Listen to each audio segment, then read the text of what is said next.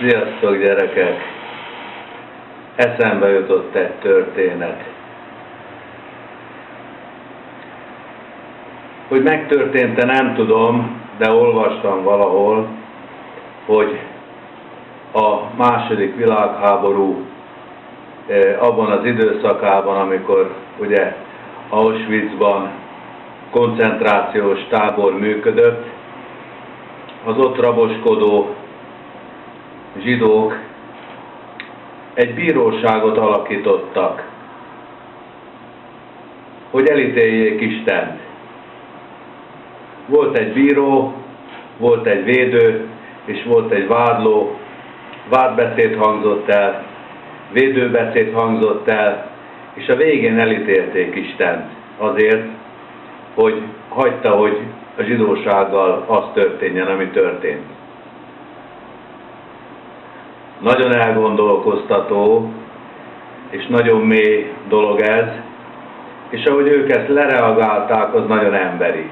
És én ezt nagyon meg tudom érteni, hogy ők ezt így döntötték.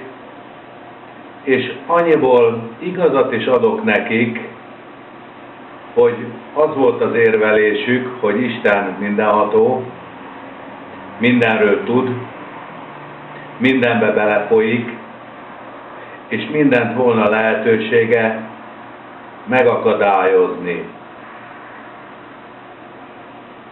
Tehát, ha nem is Isten tette konkrétan azt, ami velük történt, azzal, hogy passzívan állt hozzá a dolgokhoz, azzal már ugye részese lett azoknak a cselekedeteknek is. Ennyiben adok igazat nekik, ellenben az ő gondolkodásmódjuk és az én gondolkodásmódom között van egy hatalmas nagy különbség. Ők saját magukból és a világból kiindulva magyarázták Istent, a saját jóról és rosszul alkotott elképzelésükből, és abból építették föl az ítéletüket Istenről. Én pedig fordítva gondolkodom, én Istenből, az Istenről alkotott elképzelésemből indulok ki, és abból magyarázom a világot. Én egy végtelenül bölcs és végtelenül szerető Istenben hiszek, éppen ezért bármi történik velem, az csak az ő tudtával történhet, és akkor az nekem csak a javamra válik. Legyen az bármilyen szenvedés, legyen az gyógyíthatatlan betegség, legyen az akár, amit átéltem, a kislányom elvesztése. Borzasztó tragédia volt, borzasztó csapás volt, de nem hibáztattam érte Istent, mert úgy gondoltam, hogy valamiért ő az úgy tartotta, hogy annak meg kellett lenni. Tehát nem árt elgondolkozni azon, hogy a mi világképünkből magyarázzuk Istent, vagy pedig az Isten képünkből magyarázzuk a világot. Mert ha te olyan Istenbe hiszel, aki végtelenül bölcs, és téged mindennél jobban szeret, és a legkülönbözőbb életeseményeken keresztül fejleszt,